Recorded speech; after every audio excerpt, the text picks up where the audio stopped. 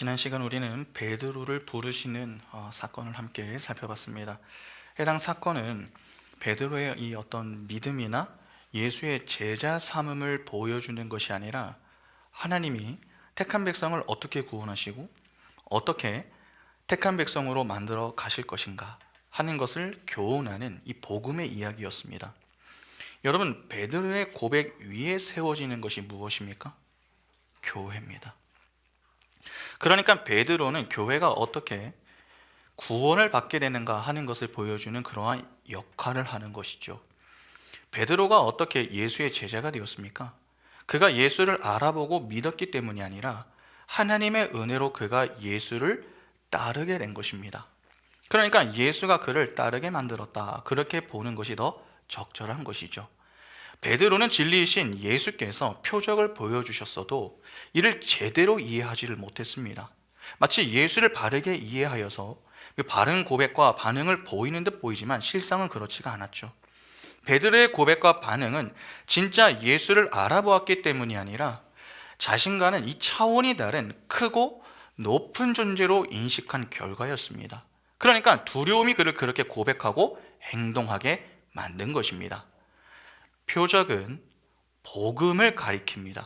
그러나 베드로는 표적을 통해서 이 복음을 본 것이 아니라 표피적으로 표적 그 자체를 보았습니다. 그래서 베드로가 예수를 오해한 것이죠. 그러나 예수는 자신을 오해하는 그 베드로를 향해서 뭐라고 하십니까? 두려워하지 말고 나를 따르라, 그렇게 말씀하십니다. 이는 지금은 네가 나를 오해하지만 내가 너를 오해하지 않는 자로 만들 거다라고 하는 의미입니다. 그러니까 내가 너의 인생에 개입을 해서 오해하게 만드는 옛 것을 부수어버리고 새 것으로 채워 제대로 보고 반응하게 하여 진짜 기쁨을 누리게 하겠다, 그것을 선언하신 것입니다. 쉽게 말해서 하나님의 택한 백성을 향한 하나님의 열심과 사랑을 그 한마디로 보여주셨던 것이죠. 그런 열심과 은혜와 사랑으로 그 인생을 붙들고 하나님의 백성답게 만들어 가시는 것입니다. 그것이 교회와 성도의 인생입니다. 그러면 보시기 바랍니다. 베드로가 어떻게 예수를 따르며 살 수 있었던 것입니까? 조금 달리 말해서 어떻게 그가 예수 안에서 예수와 연합된 자로 살 수 있었느냐 하는 것입니다. 그가 한 것은 하나도 없습니다. 모두 하나님의 은혜입니다.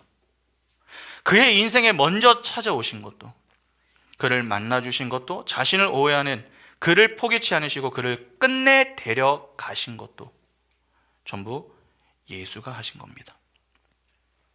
그러니까 하나님의 은혜로 시작하여 은혜로 존재하게 되는 자들이 우리란 사실을 베드로의 사건을 통해서도 어렵지 않게 알 수 있는 것이죠. 그런데 베드로를 부르시는 사건 뒤에 여러분 붙어 나오는 것이 나병 들린 자를 고쳐주는 그러한 사건입니다. 오늘 본문을 다시 한번 볼까요? 오늘 본문을 보시면 예수께서 한 동네에 계실 때에 온 몸에 나병 들린 사람이 있어 예수를 보고 엎드려 구하여 이르되 주여 원하시면 나를 깨끗하게 하실 수 있나이다 하니 예수께서 손을 내밀어 그에게 대시며 이르시되 내가 원하노니 깨끗함을 받으라 하신대 나병이 곧 떠나니라. 예수께서 그를 경고하시되 아무에게도 이르지 말고 가서 제사장에게 내 몸을 보이고 또 내가 깨끗하게 됨으로 인하여 모세가 명한 대로 예물을 드려 그들에게 입증하라 하셨더니 예수의 소문이 더욱 퍼짐에 수많은 무리가 말씀도 듣고 자기 병도 고침을 받고자 하여 모여오되 예수는 물러가서 한적한 곳에서 기도하시니라. 베드로를 제자로 부르시는 사건 이후에 나병 들린 자를 고쳐주는 사건이 나옵니다. 사실 그냥 보면 이 조금 어색한 느낌이 있습니다. 베드로의 이야기 뒤에 여러분 27절부터 나오는 레위의 이야기가 따라 붙는 것이 어떠한 면에서는 더 적절해 보이죠. 똑같이 제자를 부르는 사건이기 때문에 그렇습니다. 그러나 누가는 지금 베드로의 기사 뒤에 나병 들린 자의 이야기를 기록하고 있습니다. 이 전혀 연관성이 없어 보이는데 누가는 왜 이렇게 기록을 한 것일까요? 이유가 있습니다. 베드로의 기사와 나병 들린 자의 치유 사건은 같은 이야기입니다. 그러니까 같은 교훈을 다른 사건을 통해 보여주는 것이죠. 그래서 누가가 의도적으로 붙여놓은 것입니다. 그러면 왜 같은 내용이 되는가 하는 것을 지금부터 확인해 볼게요. 오늘 본문에 나병이라고 번역이 된 이 헬라어 레프라라고 하는 것은 부정한 모든 것을 총칭하는 단어입니다. 당시 문둥병, 나병에 걸린 자를 부정한 자라고 불렀기 때문에 나병에 들린 사람이라고 번역을 한 것입니다. 그러면 12절에 온몸에 나병이 들렸다라고 하는 것은 무슨 말이 되겠습니까? 부정으로 가득 찼다라고 하는 말이 됩니다. 부정으로 가득 찬 존재, 죄인 아닙니까? 여러분, 누가 죄인입니까? 선악과를 따먹은 존재, 즉 하나님이 아닌 내가 왕이 되어보겠다 그렇게 나서는 존재입니다. 죄의 자리에서 나오는 것이 악입니다. 더럽고 부정한 것들만 나옵니다.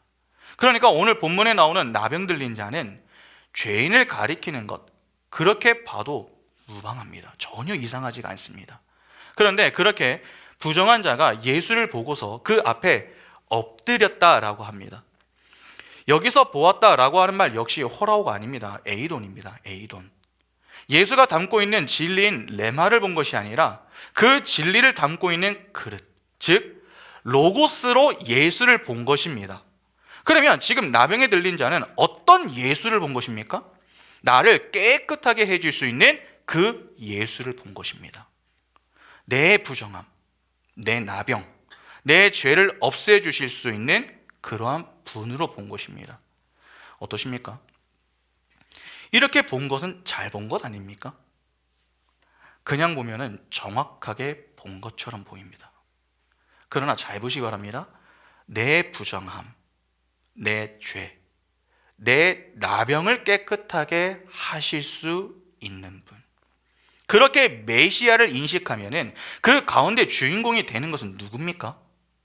하나님이 아니라 내가 되는 것입니다. 내 부정함을 없애주는 것입니다. 내 죄를 없애주는 것입니다. 내 병을 고쳐주는 것입니다. 이를 잘 분별하셔야 됩니다. 여러분, 예수는 이 땅에 왜 오셨습니까?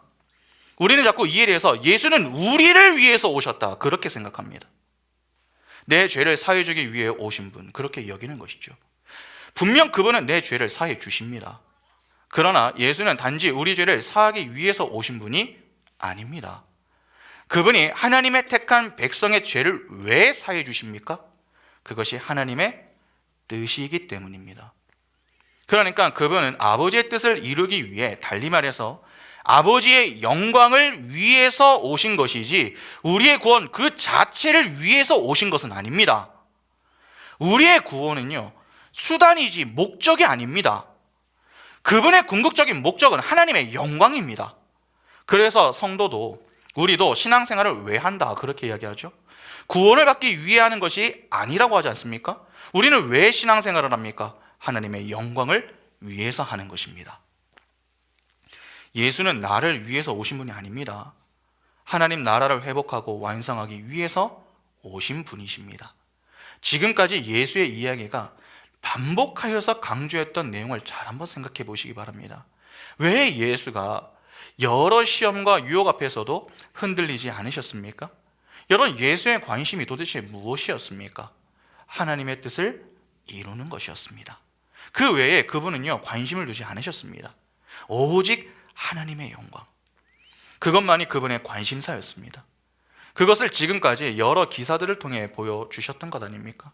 그래서 구약의 말씀을 성취하기 위해서 갈릴리로 가셨다. 성령의 충만함을 입으시고 성령의 능력을 힘입으셨다.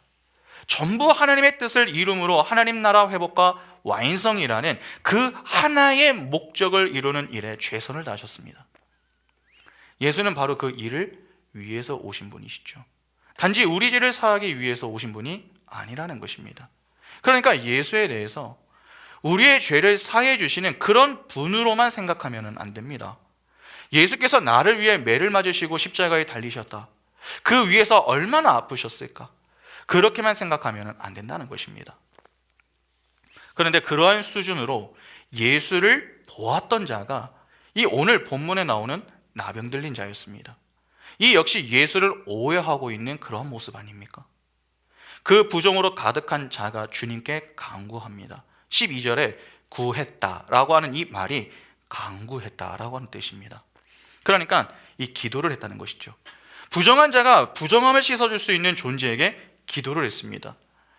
어디서 많이 보던 모습 아닙니까? 평소 우리의 모습과 똑같은 모습을 나병 들린 자가 보여주고 있는 것입니다. 그러면 지금 나병에 들린 자가 왜 예수에게 기도하는 것입니까? 내 죄, 내 부정함을 고쳐달라고 기도하는 것입니다. 이를 조금 다르게 표현하면 어떻게 되겠습니까? 내가 가지고 있는 죄, 내 부정함은 나와 어울리지가 않으니까 이걸 좀 없애달라는 것입니다. 나는 죄의 자리에 있을 사람이 아니고 문제 때문에 고통당해야 할 그러한 사람이 아니니까 이를 좀 해결해 달라는 것이죠. 여기서 주인은 나 자신입니다. 여러분, 우리는 죄사함이 필요합니다. 그러나 그 죄사함이 필요한 이유는 무엇 때문입니까? 하나님의 영광을 위해서입니다. 하나님은 내가 거룩하니 너희도 거룩하라 그렇게 말씀하셨습니다. 거룩하신 분 앞에 죄인이 서게 되면 죽습니다. 때문에 거룩하신 하나님과 교제하기 위해서는 우리의 죄 문제가 먼저 해결이 되어야 하는 것이죠.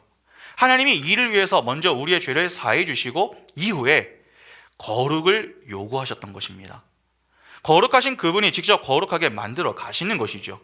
그 거룩함을 추구하며 사는 자들이 여러분 교회와 성도입니다. 그러면 우리는 왜 거룩해지는 것입니까? 하나님과의 교제를 위해서입니다. 하나님과 교제하는 이유는 결국 하나님의 영광을 위해서죠. 그러면 결국 하나님이 우리를 구원하시는 이유 역시 무엇 때문입니까? 우리를 위해서가 아니라 그분 자신을 위해서입니다.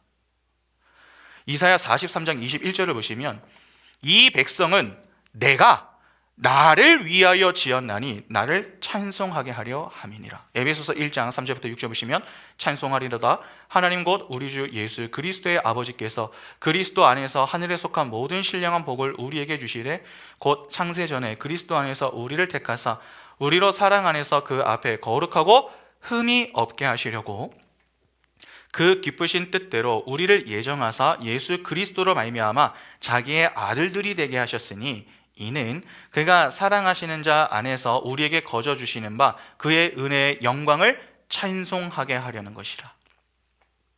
여기 보면 하나님은 택한 백성을 구원한 그 이유가 나오는데 그 이유에 대해서 뭐라고 합니까? 내가 나를 위해서 구원했다라고 합니다. 그렇게 구원하여 하게 하는 것이 찬양입니다. 하나님의 영광을 찬미하게 만드는 것이죠. 그러니까 하나님의 영광을 위해서 하나님이 우리 죄를 해결해 주시고 부정함을 가져가 버리시며 그분의 의를 전가해 주시는 것이죠. 그런데 그냥 내 죄, 내 부정함을 해결해 달라 그렇게만 요구한다면 어떻게 되는 것입니까? 내 죄를 제거해 달라는 그 주체가 내가 되면 어떻게 되는 것입니까? 그것은 나를 위한 구원이 되는 것입니다. 그것이 바로 성경에서 이야기하는 죄가 되는 것이죠. 그러니까 성경은 바로 여기까지 파고든다라고 하는 사실을 정확하게 아셔야 됩니다. 구원의 문제도 나를 위한 것이 되면은 여러분 그것은요 죄가 됩니다. 12절에 나병 들린 자가 예수에게 간구했습니다. 그랬더니 13절에 예수께서 손을 내밀어 그에게 대셨다고 하죠. 이는 명백한 한글 성경의 오역입니다. 이유가 있습니다. 한글과 달리 헬라어는요 성이라고 하는 개념이 존재합니다. 남성, 여성, 중성 이렇게 구분이 됩니다. 여기 손을 내밀어 라고 번역이 된 이 어구의 손의 성은요 남성이 아닙니다. 여성입니다. 예수는 남성입니다. 그러면 13절의 번역대로 예수께서 손을 내밀었다면 그 손은 남성 단수가 되어야 합니다. 그러나 원문을 보면 여성 단수로 기록하고 있습니다. 12절에 나병에 들렸다라고 번역이 된 헬라어 단어인 레프라스와 13절에 내밀다라고 번역이 된 헬라어 동사 에크테이나스 그리고 손이라고 번역된 케이는 전부 성이 여성입니다. 물론 12절에 사람이라고 번역이 된 아네르는 남성입니다. 그런데 이는 남자, 남편, 어른, 사람이라고 하는 뜻을 가지고 있습니다. 그래서 많은 주석가들이 이 나병에 들린 이 사람을 남성이라고 보죠. 그러나 나병에 걸린 어른인 여성이라고 봐도 문제가 되지 않습니다. 그렇게 보면 지금 개역개정은요, 완전한 오역을 한 것이 되죠. 예수가 손을 내밀어 여자에게 안수하는 것이 아니라 그 여성이 예수에게 손을 댄 것입니다. 그런데 아마 성경을 조금만 관심 있게 보시는 분들은 여기서 이런 반문을 하실지 모르겠습니다. 누가복음 4장 40절과 41절 보시면은 해질 무렵에 사람들이 온갖 병자들을 데리고 나오매 예수께서 일일이 그 위에 손을 얹으사 고치시니 여러 사람에게서 귀신들이 나가며 소리질러 이르되 당신은 하나님의 아들이니이다. 예수께서 꾸짖으사 그들이 말함을 허락하지 아니하시니 이는 자기를 그리스도인 줄 알미러라. 자, 여기 보면은 예수가 안수하는 그러한 장면이 나오네요. 성경은 예수가 그 위에 손을 얹으사 고치셨다라고 합니다. 여러분, 근데 여기서의 손은요, 단수가 이제 나오니까, 단수로 써져 있으니까 여기 봐라, 여기서는 손이 단수가 아니냐, 그렇게 예수가 안수하셨다 그렇게 보는 것이 맞지 않느냐, 그렇게 반문하실지도 모르겠습니다.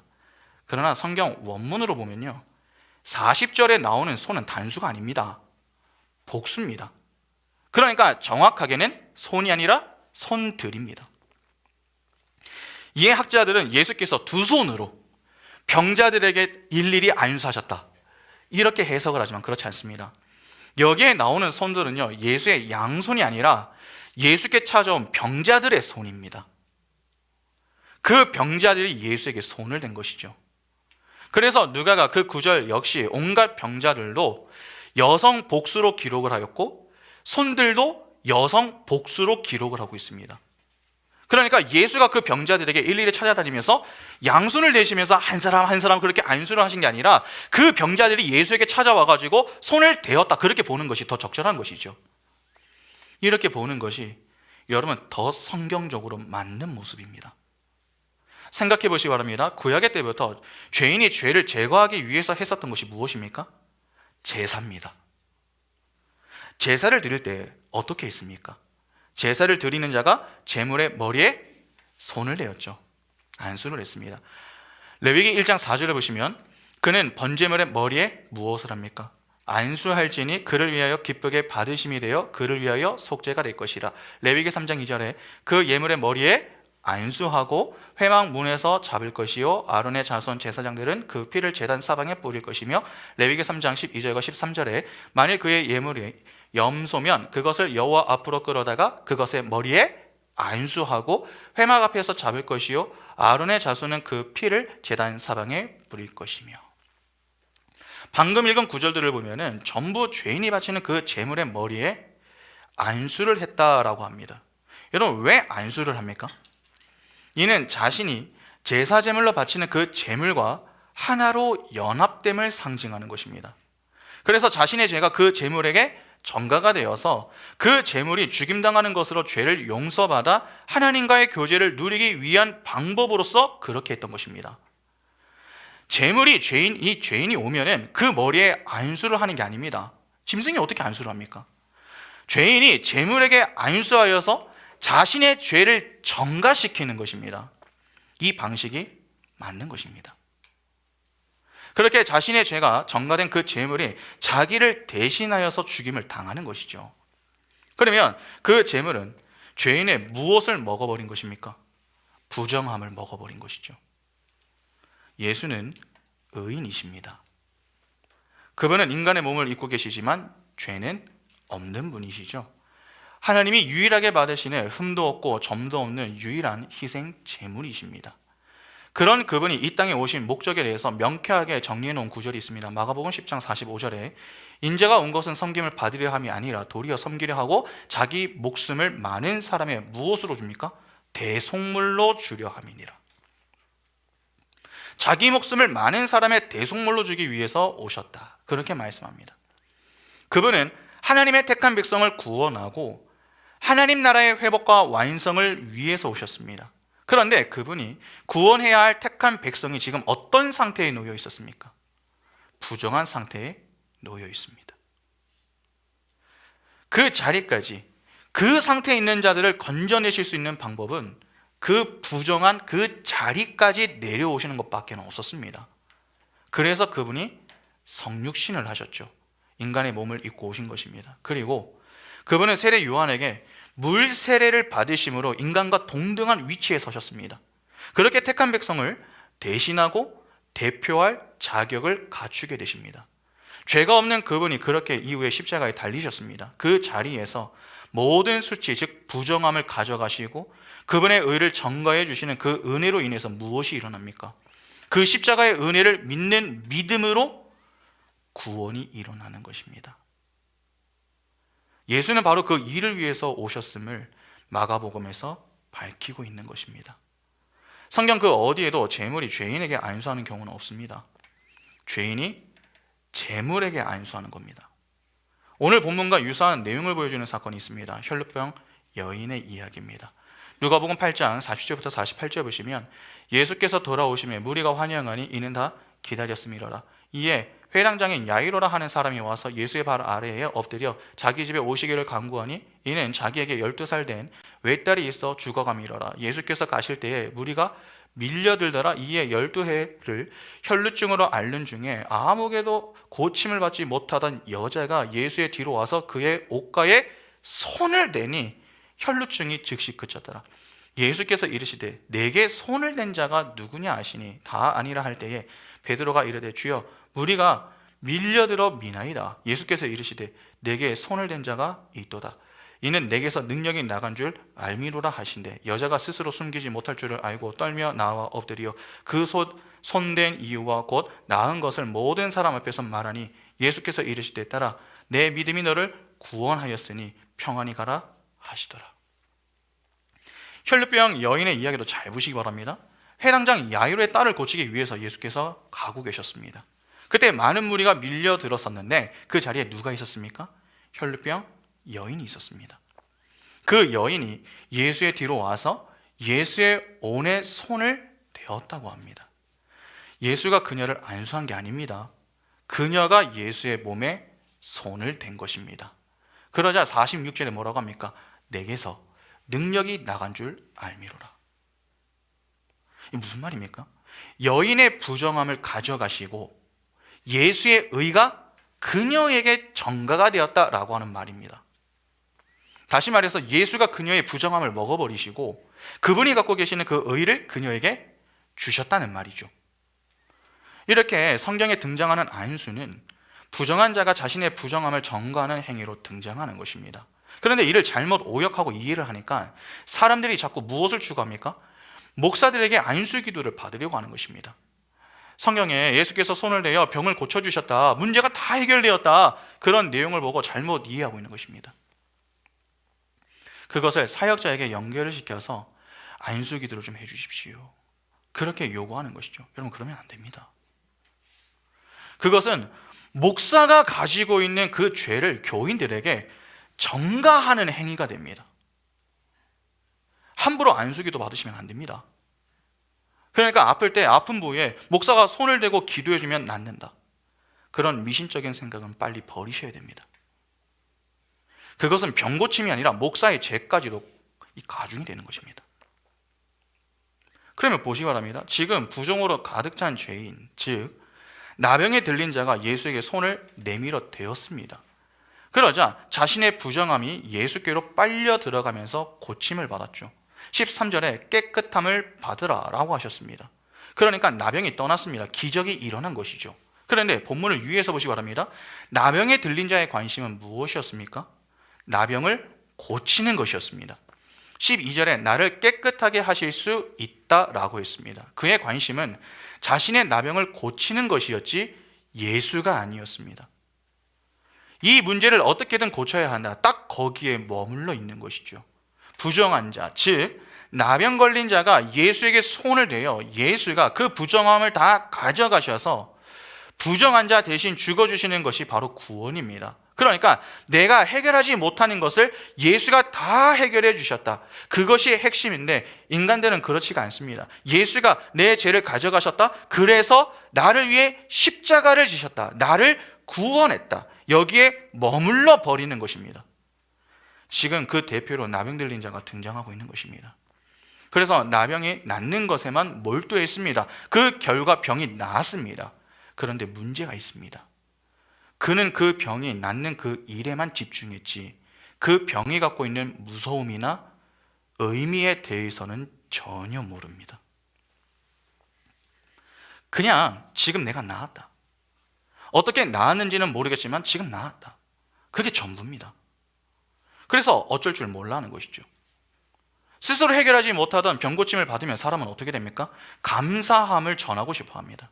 나병든 자를 고쳐주셨습니다. 고침을 받았습니다. 그러면 예수께 예배하지 않겠습니까? 찬양하고 기도하지 않았겠습니까? 뭐든 하고 싶은 마음이 절로 들 수 있습니다. 그런데 그렇게 하는 예배, 찬양, 기도는 진짜가 아니라는 것입니다. 왜? 도대체 무엇이 문제입니까? 인간이 주인공이 되어 하나님이 내게 무언가를 해 주셔서 그에 따른 보답으로 하는 행위는 우상 숭배와 같다는 것입니다. 여러분, 이를 잘 이해하셔야 됩니다. 우상 숭배하는 자들을 가만히 한번 생각해 보시죠. 자신들의 소원을 들어주기만 하면 어떻게 합니까? 모든 것을 다 내어놓습니다. 자신보다 강한 존재 앞에 엎드릴 수 있습니다. 찬양하라고 하면 찬양할 수 있고, 간절히 기도하라고 하면 기도할 수 있습니다. 물질도 바칠 수 있습니다. 봉사와 순종, 헌신 등 다 합니다. 출애굽기 32장의 금송아지 사건 잘 아시죠? 출애굽기 32장 1절부터 6절 보시면 백성이 모세가 산에서 내려옴이 더딤을 보고 모여 백성이 아론에게 이르러 말하되 일어나라 우리를 위하여 우리를 인도할 신을 만들라. 이 모세 곧 우리를 애굽 땅에서 인도하여 낸 사람은 어찌 되었는지 알지 못함이니라. 아론이 그들에게 이르되 너희의 아내와 자녀의 귀에서 금 고리를 빼어 내게로 가져오라. 모든 백성이 그 귀에서 금 고리를 빼어 아론에게로 가져가매 아론이 그들의 손에서 금 고리를 받아 부어서 조각칼로 새겨 송아지 형상을 만드니 그들이 말하되 이스라엘아 이는 너희를 애굽 땅에서 인도하여 낸 너희의 신이로다 하는지라. 아론이 보고 그 앞에 제단을 쌓고 이에 아론이 공포하여 이르되 내일은 여호와의 절일이니라 하니 이튿날에 그들이 일찍 일어나 번제를 드리며 화목제를 드리고 백성이 앉아서 먹고 마시며 일어나서 뛰놀더라. 모세가 시내산에서 내려오는 것이 더디자 이스라엘이 금송아지를 만듭니다. 이스라엘이 왜 금송아지를 만듭니까? 그들보다 강한 신적 존재를 인정했기 때문에 그렇습니다. 그러니까 신은 존재한다. 그러한 인식이 있었던 것이죠. 그래서 만든 것이 금송아지였습니다. 그런데 그들이 만든 이유와 만들고 난 이후의 모습을 가만히 한번 보시기 바랍니다. 그들이 금송아지를 만든 이유가 무엇이었습니까? 방금 읽은 출애굽기 32장 1절을 보면 우리를 위하여 우리를 인도할 신을 만들자라고 했습니다. 그러니까 그들 자신을 위해서 만든 것이죠. 그들을 위해 그들이 갖고 있는 것을 기꺼이 내어놓았습니다. 금고리를 내놨습니다. 그 앞에 제단을 쌓았습니다. 그 앞에 제사하며 기뻐 뛰노는 모습까지 보였습니다. 예배, 헌금, 봉사, 헌신 등이 다 들어가 있는 것 아닙니까? 하나님께 하던 것을 고스란히 금송아지 앞에서 하고 있는 것입니다. 그런데 지금 그들이 이 행위를 왜 하는 것입니까? 다 나를 위해서 투자하는 것입니다. 그러니까 그 모든 행위는 자기 자신을 위해서 하는 것이다 라고 하는 말이죠. 내가 주인공이 되어 하는 것입니다. 잘 섬겨드릴 테니까 내게 좋은 것을 달라는 것입니다. 예배에 정성을 다할 테니까 내게 복을 달라는 것입니다. 찬양을 뜨겁게 할 테니 내 소원을 들어주십시오. 기도 열심히 하고 헌금 많이 할 테니까 내 병 고쳐주십시오. 그러는 것입니다. 아무리 예배라는 형태를 가지고 있어도 중심이 잘못되면 하나님은 그 예배를 받지 않으십니다. 내가 주인공이 되는 예배는 하나님이 기뻐하지 않으신다는 것입니다. 그런 예배는 죽은 예배요 가짜 예배인 것입니다. 하나님은 바로 그것을 지적하시는 것이죠. 예배라고 해서 다 같은 예배가 아니라는 것입니다. 내가 주인공이 되어 하나님께 무언가를 하는 모든 행위는 다 가짜라는 것입니다. 출애굽기 32장 7절부터 10절 보시면 여호와께서 모세에게 이르시되 너는 내려가라. 내가 애굽 땅에서 인도하여 낸 내 백성이 부패하였도다. 그들이 내가 그들에게 명령한 길을 속기 떠나 자기를 위하여 송아지를 부어 만들고 그것을 예배하며 그것에게 제물을 드리며 말하기를 이스라엘아 이는 너희를 애굽 땅에서 인도하여 낸 너희 신이라 하였도다. 여호와께서 또 모세에게 이르시되 내가 이 백성을 보니 목이 뻣뻣한 백성이로다. 그런즉 내가 하는 대로 두라. 내가 그들에게 진노하여 그들을 진멸하고 너를 큰 나라가 되게 하리라.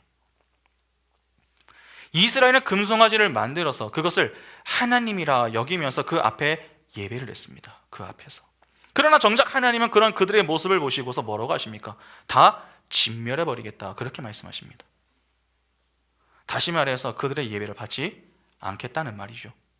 그러니까 이스라엘의 예배는 가짜다, 그렇게 책망을 하신 겁니다. 여러분, 가짜와 진짜를 구분하는 건 참으로 어렵습니다. 왜냐하면 겉으로 보이는 모습은 너무나도 비슷하기 때문이죠. 가짜라고 해서 어떤 것은 하고 어떤 것은 빼먹는 것이 아닙니다. 가짜도요, 할 것은 다 합니다. 흉내를 다 냅니다. 나병 들린 자가 병고침을 받았습니다. 자기 인생에 기적이 일어난 것입니다. 기적을 경험한 사람이 하고 싶은 것이 무엇이겠습니까? 내 인생에 일어난 이 기적을 자랑하는 것 아닙니까? 내 죄가 사해졌다, 내 부정함이 없어졌다, 그것을 전하고 싶은 그 마음, 그것이 전도죠. 내가 원래 부정했는데 이렇게 깨끗해졌다, 그것을 자랑하고 싶은 것입니다. 그런데 어떻게 깨끗해졌는지, 그리고 그렇게 갖게 된 것이 무엇인지를 모릅니다. 그냥 내가 고침을 받았다라고 하는 사실, 내가 나았다라고 하는 그 사실이 중요한 것입니다. 그것을 가지고 사람들에게 전하며 자랑하고 싶은 것입니다. 그러자 예수가 뭐라고 합니까? 14절에 예수께서 그를 경고하시되 아무에게도 이르지 말고 가서 제사장에게 내 몸을 보이고 또 내가 깨끗하게 됨으로 인하여 모세가 명한 대로 예물을 드려 그들에게 입증하라 하셨더니, 경고하시되 아무에게도 이르지 말고. 이 말은 너에게 일어난 일에 대해서 누구에게도 어떠한 것도 이야기하지 말라는 뜻입니다. 지금 나병 들린 자에게 떨어진 것이 무엇입니까? 복음입니다.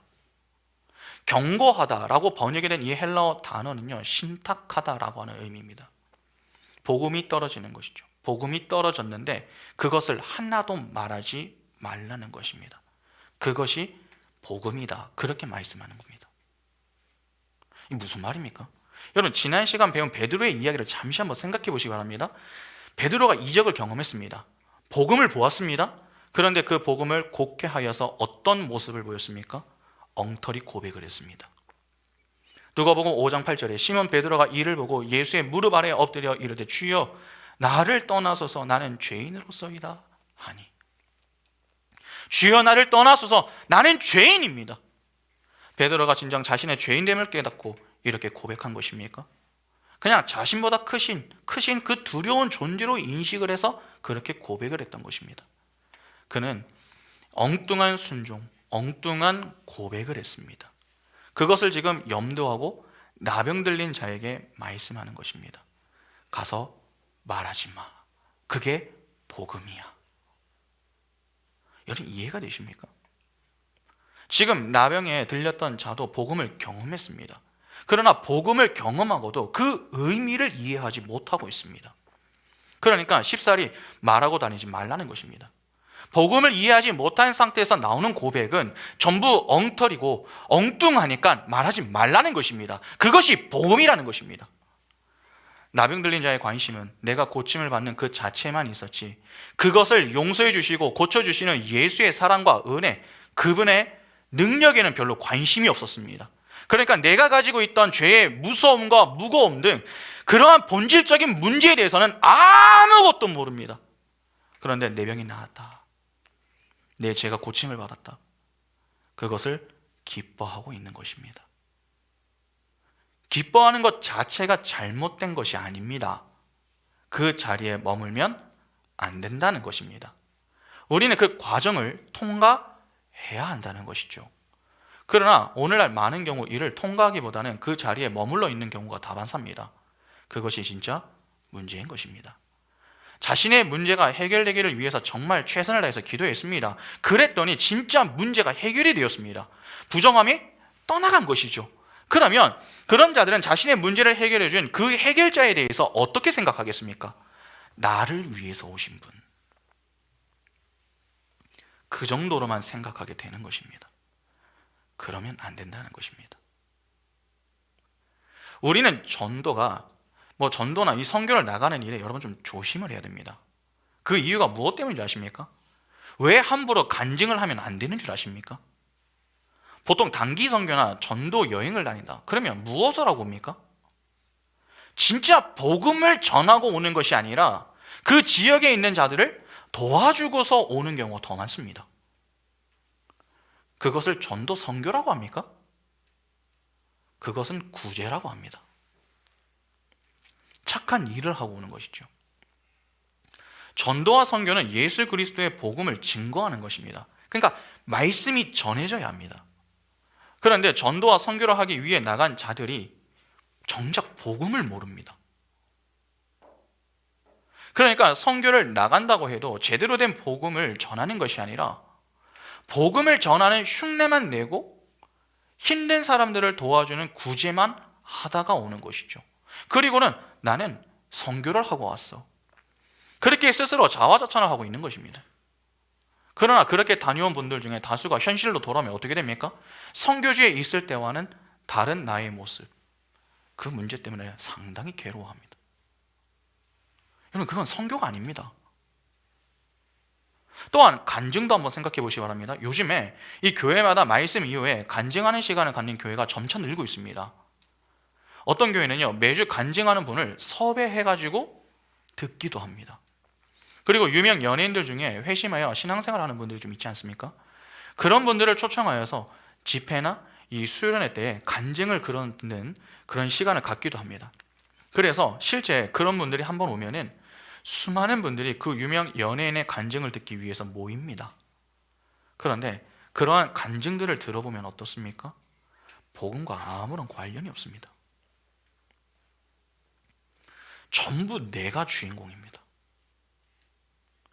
하나님이란 단어를 사용하기는 하는데 복음을 전하는 것이 아니라 하나님이 나를 어떻게 해주셨다, 하나님이 나를 고쳐주셨다, 나를 어떻게 해주셨다, 저렇게 해주셨다, 그런 이야기가 주를 이룹니다. 그러니까 주인공이 하나님이 아닌 자기 자신인 것이죠. 그런 이야기를 들으며 사람들은요, 매우 좋아합니다. 복음과 무관한 이야기를 들으며 어떨 때는 말씀을 듣고 눈물을 흘리는 게 아니라 그러한 간증 이야기를 듣고서 막 눈물을 흘립니다. 그리고 설교 시간보다 그러한 간증 시간을 더 기다리고 기대하는 분들도 있습니다. 정상적이지 않은 모습입니다. 지금 예수가 나병 들린 자에게 하는 이 경고를 가볍게 여기시면 안 됩니다.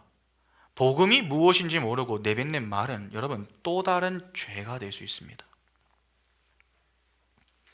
베드로와 같은 엉뚱한 고백이 되기도 하고 엉뚱한 예배가 될 수 있다는 것입니다. 그래서 예수가 이후에 뭐라고 하십니까? 14절을 다시 한번 보시기 바랍니다. 예수께서 그를 경고하시되 아무에게도 이르지 말고 가서 제사장에게 내 몸을 보이고 또 내가 깨끗하게 됨으로 인하여 모세가 명한 대로 예물을 드려 그들에게 입증하라 하셨더니,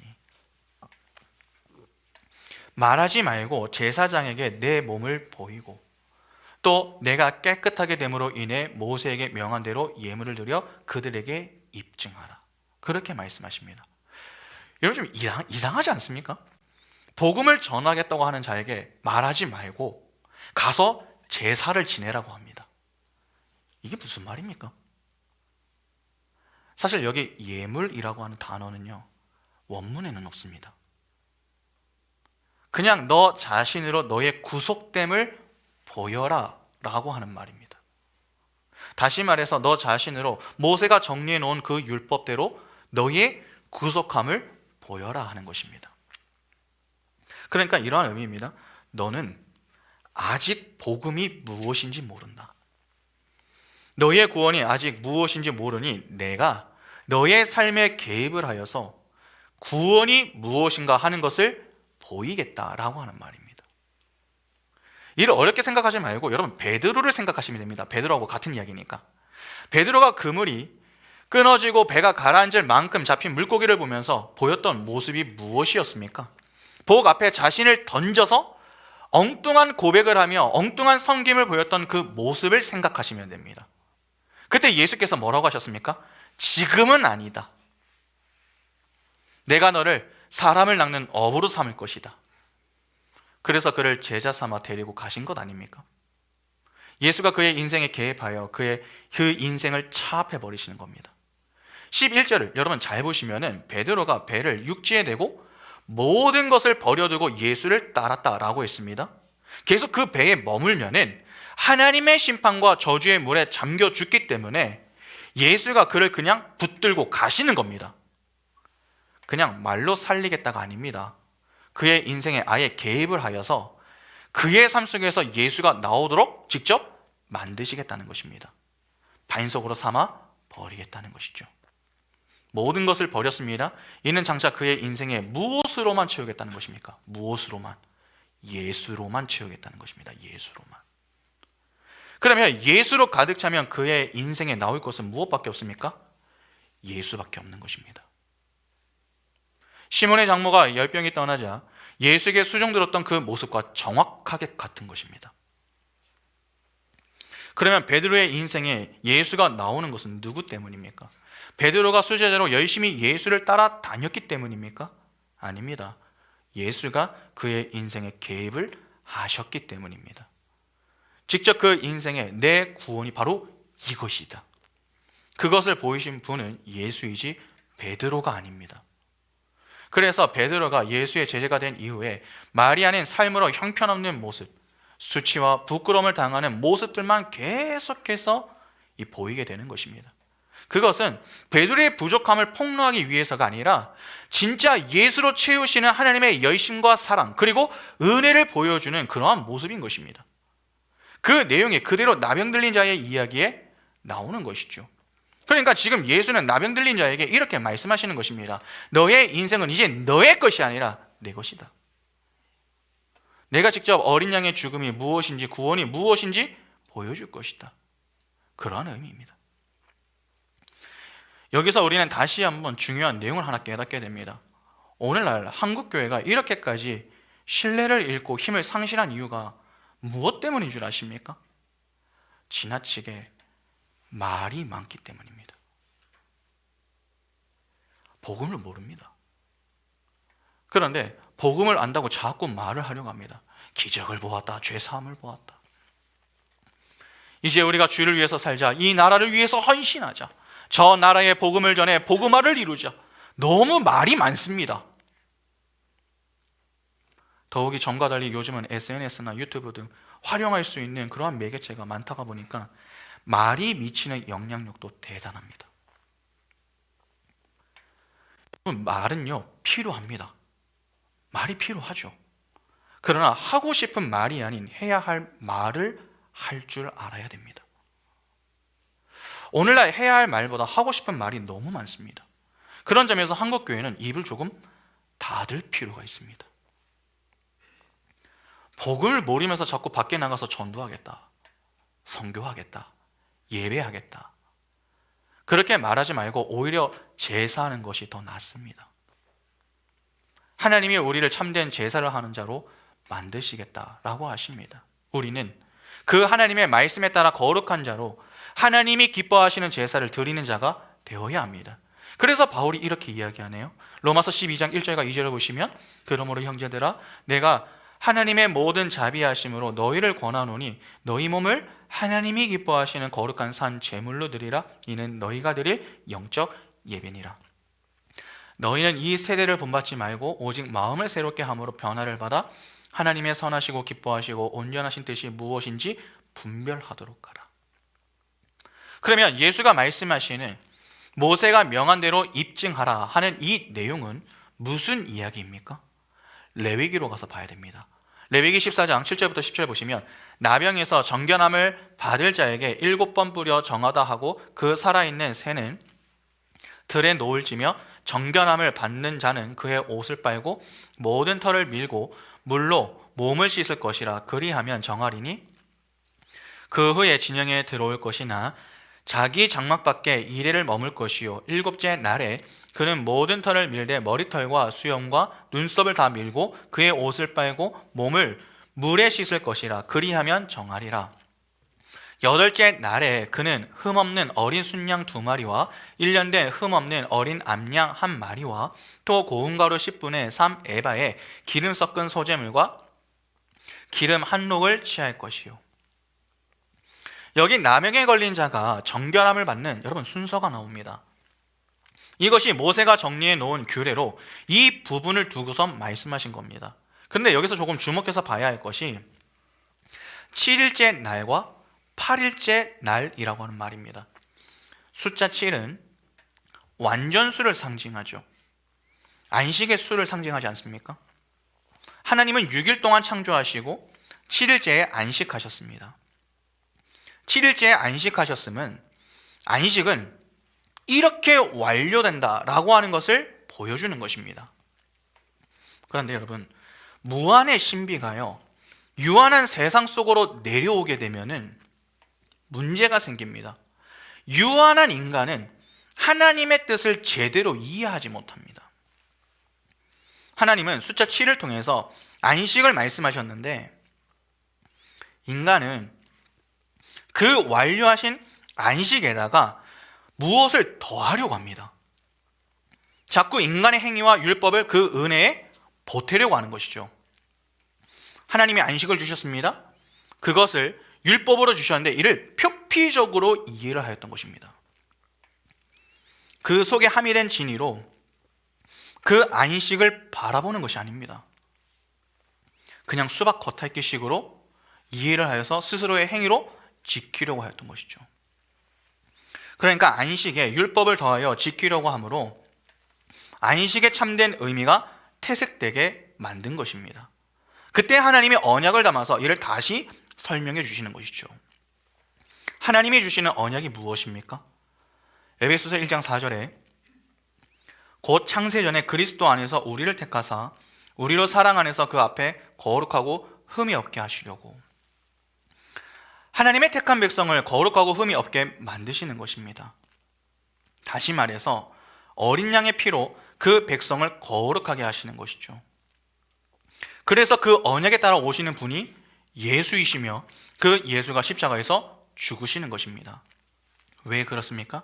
인간들이 자꾸 율법을 더해가지고 지켜보겠다라고 하는 그 7일의 안식을 부정하시고 8일째의 완료의 내심으로 영원한 안식을 설명해 주시는 것입니다. 그 이후에 여러분 9, 10 없습니다. 8에서 모든 것이 끝납니다. 그래서 예수가 부활하신 때도 언제입니까? 안식 후 첫날, 즉 8일에 부활하십니다. 요한복음 20장 1절에 안식 후 첫날 일찍이 아직 어두울 때에 막달라 마리아가 무덤에 와서 돌이 무덤에서 옮겨진 것을 보고 요한복음 20장 19절에 이날 곧 안식 후 첫날 저녁 때에 제자들이 유대인들을 두려워하여 모인 곳에 문들을 닫았더니 예수께서 오사 가운데에 서서 이르시되 너희에게 평강이 있을지어다. 예수의 죽음, 즉 어린 양의 죽음으로 영원을 완성해 내시는 것입니다. 그것이 8일째입니다. 그 8일째부터 영원히 안식이 일어나는 것이죠. 그래서 예수가 승천하신 이후 교회를 위해 성령을 보내주시죠. 성령의 전인 우리가 성령의 인도로 참된 안식 속에 거하게 된 것 아닙니까? 그래서 아까 확인했었던 레위기 14장 10절을 보면은 어린 양과 기름이 등장하는 것입니다. 예수와 성령이 나오는 것입니다. 참된 안식은 예수 안에서 완성되고 완료되는 것입니다. 그러니까 지금 예수는 나병을 고침받은 그 사람에게 내가 너의 삶을 통해서 구원과 그로 인한 참된 안식을 보일 것이다. 그것을 말씀하시는 것입니다. 그러면 생각해 보시기 바랍니다. 베드로와 같이 나병 들렸던 그 사람 역시 그 인생 속에서 나오게 될 것은 무엇밖에 없는 것입니까? 하나님의 은혜 없이는 저는 아무것도 아닙니다. 제가 죄인 중에 괴수입니다. 그것밖에 없습니다. 하나님에 의해 우리의 불가능함이 자꾸 폭로되는 것입니다. 그래서 그 속에 내가 내 인생을 만들어 나가는 것이 아니라 하나님이 내 인생 속에 개입하셔서 그분의 약속을 성취해 내시는 것입니다. 참된 구원과 안식을 완성하고 완료해 내심을 드러내 보여주시는 것이죠. 하나님은 반드시 그렇게 만들어 내겠다는 것입니다. 그래서 그 손에 붙들린 우리의 인생이 그렇게 괴로운 것입니다. 우리는 자꾸 이 말을 하고 싶은데 하나님은 말하지 말라고 합니다. 내가 너의 인생에 직접 개입해서 너를 이렇게 만들 거야, 그렇게 말씀하신다는 것입니다. 그런데 인간의 미련함이 무엇입니까? 그러한 예수의 말도 이해하지를 못합니다. 참지를 못하는 것이죠. 그래서 15절을 보시면은 말하지 말라고 말씀하셨는데 그 나병 들린 자가 고침을 받고 어떻게 합니까? 가자마자 말을 하죠. 예수의 말도 이해하지 못하고 그냥 가서 말을 합니다. 그 말이 소문이라고 번역이 되었는데 여기 사용된 단어가 아쿠오, 즉 에코입니다. 말을 했는데 그 말이 복음으로 전해지는 것이 아닙니다. 이 떠다니는 말로 전해지는 것입니다. 그랬더니 그 말을 듣고서 어떻게 됩니까? 사람들이 모여들어서 인산이례를 이룹니다. 소문을 듣고 몰려든 것이죠. 왜 몰려듭니까? 예수 때문이 아니라 그들의 병 고침을 받기 위해서 모인 것입니다. 그들도 똑같은 목적을 가지고 나온 것이죠. 내 죄를 고쳐주시오, 내 병을 고쳐주시오, 내 문제를 고쳐주시오. 그렇게 자기 자신을 위해 모인 자들이었던 것입니다. 그래서 예수가 어떻게 하십니까? 마지막 16절에 예수는 물러가서 한적한 곳에서 기도하시니라. 예수가 물러가서 한적한 곳에서 기도하셨다, 그렇게 말씀합니다. 무리를 피해 도망가셨다는 것이죠. 여러분, 왜 도망을 가십니까? 예수를 찾아온 자들의 그 중심을 아셨기 때문에 그렇습니다. 여러분, 기억하셔야 됩니다. 하나님은 그분 앞에 많은 이들이 모여 예배하는 것을 원하시는 것이 아닙니다. 교회당에 사람들로 가득해야 하나님이 영광을 받으시는 것이 아닙니다. 우리는 자꾸 몇 명이 모이는가 하는 것에 관심을 가지려고 합니다. 그러나 우리가 진짜 가져야 할 관심은 몇 명인가가 아니라 그것에 모인 자들이 누구인가 하는 것에 관심을 가져야 됩니다. 아무리 많은 이들이 모여도 그곳에 모인 자들이 예수가 아니라 예수가 줄 것에 관심을 두고 있는 자들이라면 하나님은 그 자리를 떠나십니다.